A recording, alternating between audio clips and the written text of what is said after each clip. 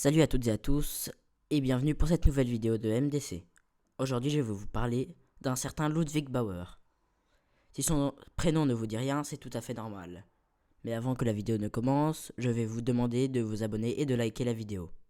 Bon visionnage. Qui est Ludwig Bauer? Ludwig Bauer, c'est tout simplement un tankiste de la Seconde Guerre mondiale qui a survécu à la guerre. Et l'interrogatoire de 2010, donc voilà quoi.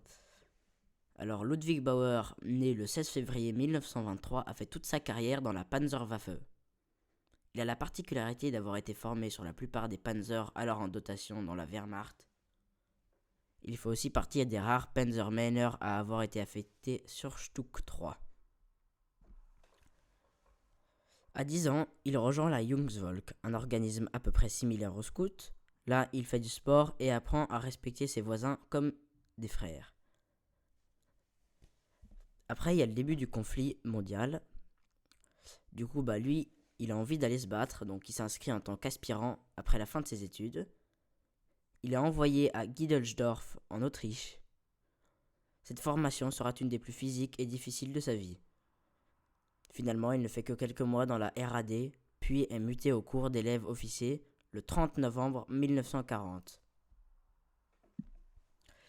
Il rejoint la Wehrmacht le 4 février 1941 en étant affecté à la 3e compagnie de la Panzer Ersatzabteilung 33.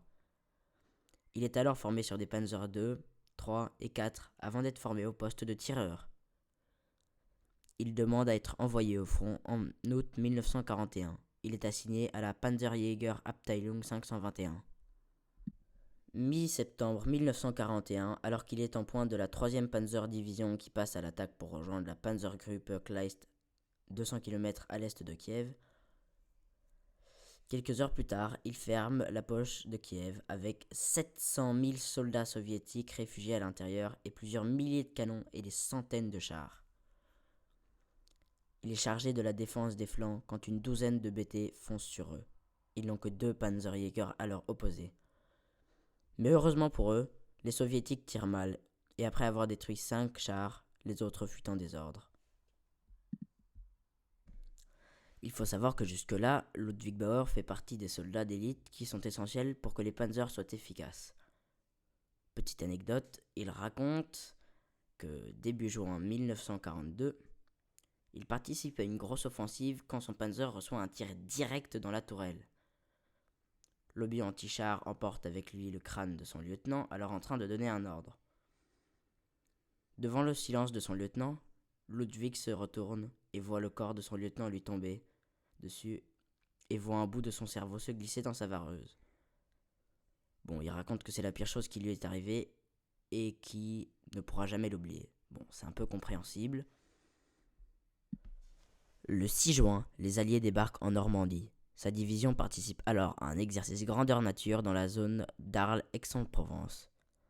Exercice promptement annulé lorsque le commandement apprend l'arrivée des Alliés.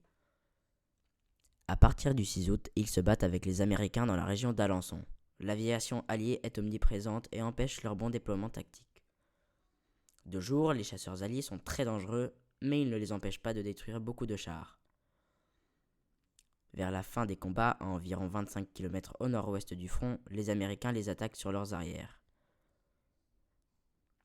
Ludwig Bauer explique alors que le commandement avait perdu tout sens de la réalité et il ne savait plus ce qu'il faisait. C'était alors aux officiers comme lui d'adapter les ordres à la situation du front. Plus tard, ils perdent la plupart de leurs véhicules blindés. Ils se replient alors vers Metz le 19 août. À partir de ce moment-là, Ludwig a déjà été blessé 7 fois. C'est quand même pas mal, hein. Mais bon, pour lui, la guerre se termine près d'un village nommé Letmas le 16 avril 1945. Son régiment n'est alors plus que l'ombre de lui-même. Après d'immenses pertes, il a été renommé Panzerkampfgruppe 33. Ludwig se replie alors vers la forêt. Il ne lui reste plus que 4 Panthers et quelques Panzer IV, avec quasiment plus de munitions et de carburant. Le même matin, s'est tenu un cessez-le-feu entre 10h et midi. Ludwig et un officier de la Wehrmacht décide la veille de tenter de briser l'encerclement après la fin du cessez-le-feu. Mais au moment de partir, l'Oberstleutnant les prévient par radio l'interdiction de tenter de sortir, car selon lui, ce type d'opération engendrerait trop de pertes, ce qui n'avait plus aucun sens à ce moment du conflit. Il est fait prisonnier par les Américains à la fin du mois d'avril. Bon, j'espère que cette vidéo vous aura plu, et si vous ne l'avez pas encore fait, abonnez-vous pour ne pas louper mes prochaines vidéos. D'ailleurs, je vais peut-être encore en sortir une sur une des batailles de Ludwig Bauer, et sur d'autres généraux de la Seconde Guerre mondiale.